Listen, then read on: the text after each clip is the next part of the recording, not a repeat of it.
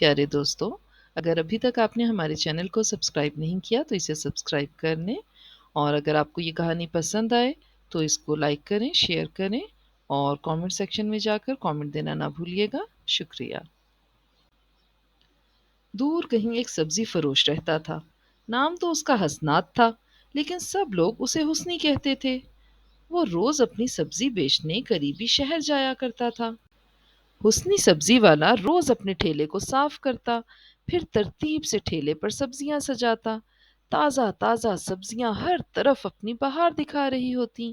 لمبی لمبی سرخ گاجریں، سرخ ٹماٹر، ہرے ہرے کھیرے، جامنی رنگ کے بینگن اور سبز مرچیں اپنی موجودگی کا احساس دلا رہی ہوتی، اور ہرے ہرے پودینے نے بھی خوشبو کا سما باندھ رکھا ہوتا۔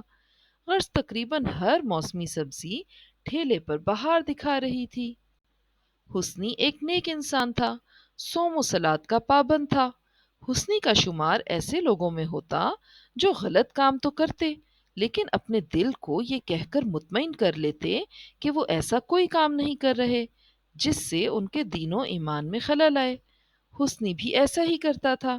وہ ناپ تول میں کمی کرتا تھا، لیکن وہ اپنے دل کو یہ کہہ کر بہلا لیتا کہ وہ کچھ برا نہیں کر رہا۔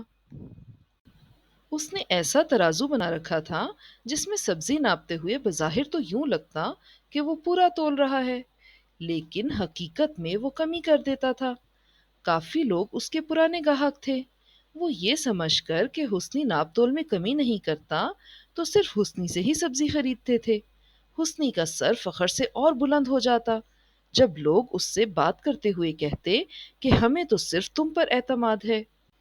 ایک دن حسنی مسجد میں جمعے کی نماز ادا کرنے گیا تو امام صاحب خطبے میں سورۃ المطففین کے بارے میں بتا رہے تھے کہ ارشاد باری تعالیٰ ہے، ناپ تول میں کمی کرنے والوں کے لیے ہلاکت ہے۔ امام صاحب نے لوگوں کو مزید سمجھانے کے لیے ایک سبزی فروش کی مثال دی کہ اگر وہ ناپ تول میں کمی کرے تو برکت کبھی بھی اس کے گھر کی راہ نہیں لیتی۔ حسنی نے اپنے گریبان میں جھانکا تو اس پر واقعی گھڑوں پانی پڑ گیا۔ حسنی نے ایسا محسوس کیا جیسے یہ مثال اسی کی تھی۔ حسنی نے اسی وقت ایک نیا فیصلہ اور ایک نیا عزم کیا۔ اس کو وہ وقت یاد آنے لگا جب وہ ہر وقت یہ راگ الاپتا رہتا تھا کہ گھر میں خوشحالی ہے پر برکت نہیں ہے۔ لیکن حسنی کو اب یہ راگ الاپنے کی ضرورت نہیں پڑی، کیونکہ برکت نے اس کے گھر کی راہ جو دیکھ لی تھی۔